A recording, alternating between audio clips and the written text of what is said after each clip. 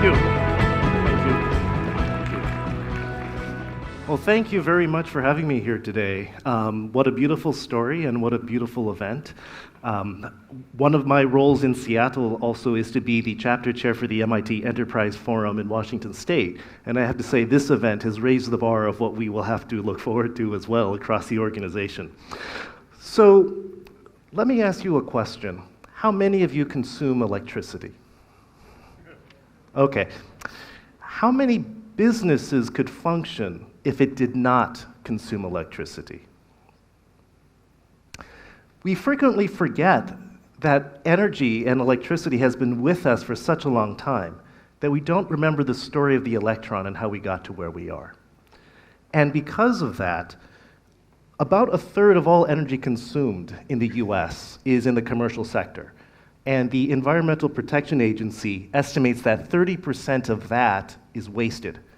And so when we look at that then from a whole perspective across the country in the US, that is $50 billion of economic waste that is not put to good use. So we can start asking the question, what does that mean? What would that translate to if it was economically productive? Well, let's assume you have a 1% profit margin business. And let's assume that 3% of your operating expenses is energy. Well, if you do the math, you immediately find out that you could double your profit margin if you eliminated this 30% waste of electricity and energy resources. So let me ask you this question. Energy has been with us, electricity has been with us for so long. What was the problem that it was trying to solve when we built the grid? And to start answering that story, we have to go back to 1891 and to analyze the business case of the Niagara Falls Power Company. They had a very specific problem. They wanted to move 100,000 horsepower from the city of Niagara, from the village of Niagara, near Niagara Falls, all the way to the city of Buffalo that was 18 miles away. Because at the village of Niagara, they had 300 factories, and they were going to replace 300 water wheels with electric power, or with power transmission. But the village only had 5,000 inhabitants. And when they did the calculation of revenue, they realized that they could not generate enough profit to pay for this project if they just served the village of Niagara. But 18 miles away was the city of Buffalo that was growing by 10 to 20% every single year with factories, with electric streetcars. And they realized that if they could somehow transport that power from Niagara Falls to the city of Buffalo, then the financial viability of this project was going to be assured. We see, just from this slide, the exact problem that we're trying to solve. We need to move 100,000 horsepower 18 miles. If you think about that, what are we trying to move? We're trying to move horses. Well, how many different ways do we know to move horses? And it turns out there's lots of options that we have. For one thing, the city of Paris had for 20 years operated a pneumatic system to deliver mail that was the size of the entire city, about a mile across. And so you'd put a little container into a tube, and the tube would suck the letter away and deliver it somewhere else. So we know we can move power with compressed air. We also know that we can move power with ropes and wires and gears and levers, as you see in the bottom corner. The city of Zurich and the city of Belgrade transmitted power from the rivers by a distance about 3 to 4 miles in order to run factories that were in the center of town. So think of the San Francisco cable car, or think of a ski lift. That was how those cities ran their factories. We can also transmit power using steam. The factories actually consumed steam as part of their boilers. And so why don't we deliver the product that the factories actually care about? And oh yeah, on the bottom corner, what you see is a photograph of an electric streetcar from the city of Portland, Oregon. They drew a electric wire over Willamette Falls for 14 miles, and they ran those electric streetcars for 9 months before the system was destroyed by a winter storm. So in 1890, if you're making a technology selection with 3 options that have been around for 20 to 40 years, and 1 option that was destroyed in 9 months, which one would you choose? Well, obviously we know the end to the answer. They chose electricity, they chose electric power, and more specifically, they chose the AC version of electric power. The reason why they chose that was because it solved the problem. It was the only one that could transmit 100,000 horsepower a distance of 18 miles. Well, what does that mean for us today when we start consuming? And so let's look at this. It should all look familiar. It's the charger on your laptop. This tells us exactly what we consume. And if you're like me, you'll probably wonder what all of these symbols mean. And if you're also like me, you'll spend an entire Saturday trying to figure all this stuff out. Well, most of the symbols are safety standards.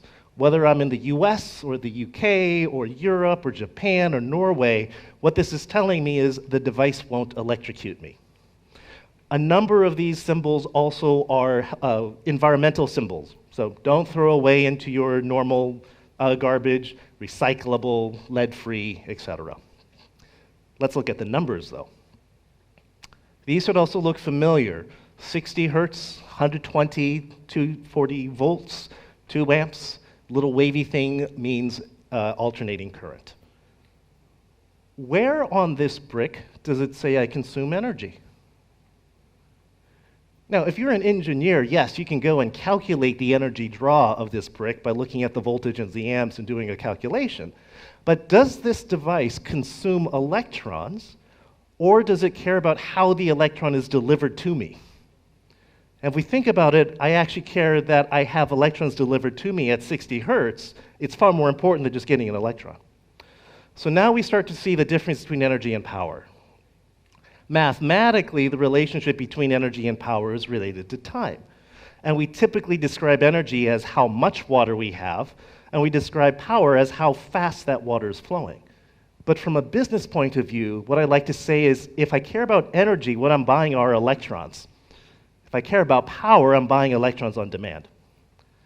And when we start thinking about that, all of a sudden we see that those are two very different products, two very different services that require different infrastructure and different ways to deliver.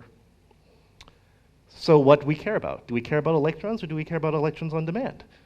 And this immediately discrepancy shows one of the problems and challenges, I think, of the renewable energy sector.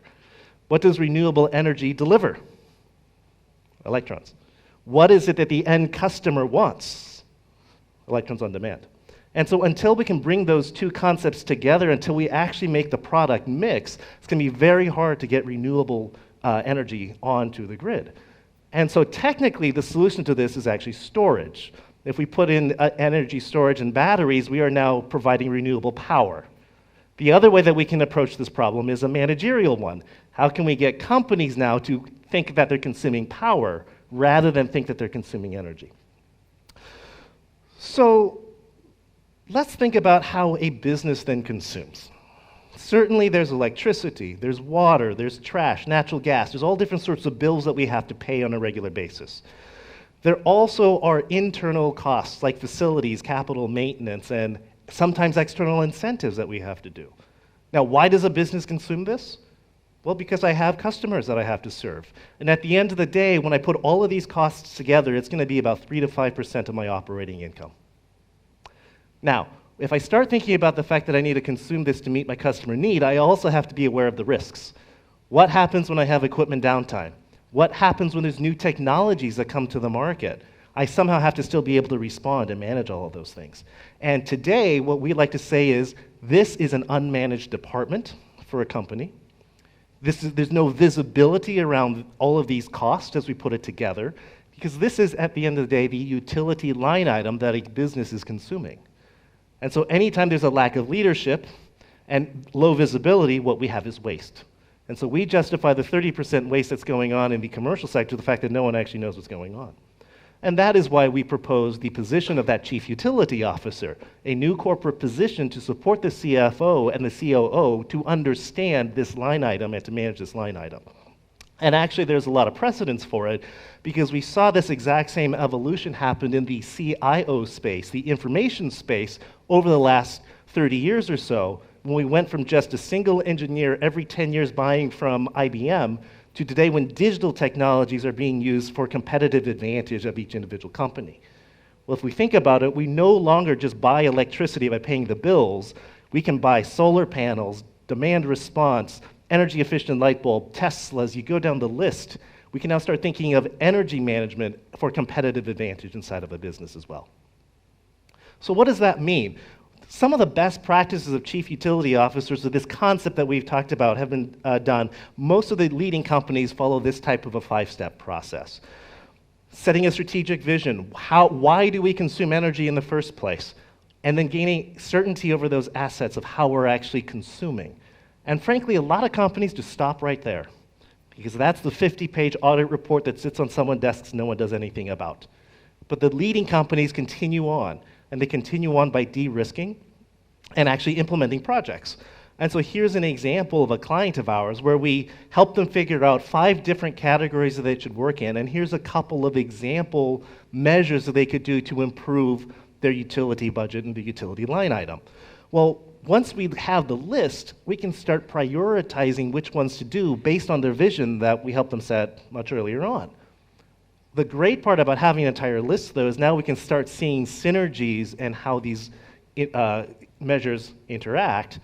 And we notice that set points is incredibly important to this business. And so an information management system actually becomes a very important energy measure to be able to reduce and continuously improve this business. And then lastly, once we do all of that, we can help increase the productivity of our clients. And so, for instance, trying to help them develop carbon neutral product offerings, or looking at how they can become more resilient to emergencies and have better uptime and preparedness.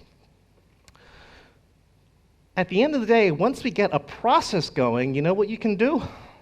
You can automate it. And you want to be able to automate the most critical, central, and uniform part across this entire process. And what we have come to believe is that the most fundamental part of this process is understanding the budget and understanding the cash flow, how your money is getting spent through this entire process. And so that's what we did. We created a financial platform that basically helps a CFO understand this utility line item. And so whether it's at the very top, where we're just putting together all of their monthly expenses, their capital budget, maintenance budget, et cetera, into this line item, to helping them manage a revolving fund, so that way every time we do a measure, the savings show up back in the fund that they can invest again into the future, and a list of ongoing projects that they will always want to do in order to continuously improve their program. Well, the funny part is, once you show a CFO what they're spending, guess what they want to do? They want to spend less. And with just a little visibility and a little guidance, in 2016, we reduced bills across our portfolio by 11%, just by giving this visibility. And what's fascinating to me is we achieved this 11% reduction by implementing 9 projects out of a list of over 100. So it gives you thought of just how much more opportunity there is to continuously drive and continuously improve. Just as important to lowering costs, though, is managing the ongoing budget variations from month to month. And so when we work with the client and we flatten out and smooth out this utility line item, they no longer have to worry about the month-to-month variations and volatility that they spend on utilities and all these different decisions. So how do you get started with something like this? How do you create this initiative inside of an organization? And this brings me to a story of the Styrofoam cup. Microsoft was the first company in the world to implement an internal carbon tax. Every single project manager has a line item of a carbon tax that pays into a corporate fund, and that corporate fund then pays for energy efficiency and other carbon reduction measures across the organization. Now, that's a really big idea and a really big project, and they were the first company in the world to do that. It all started with one guy having a cup of coffee one day going, "Why am I drinking out of a styrofoam cup? Can we get rid of this styrofoam cup?"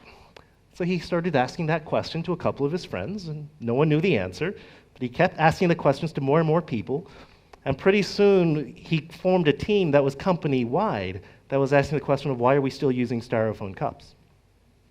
Well, lo and behold, that team was successful in eliminating styrofoam cups from Microsoft, and they ended up going to compostable.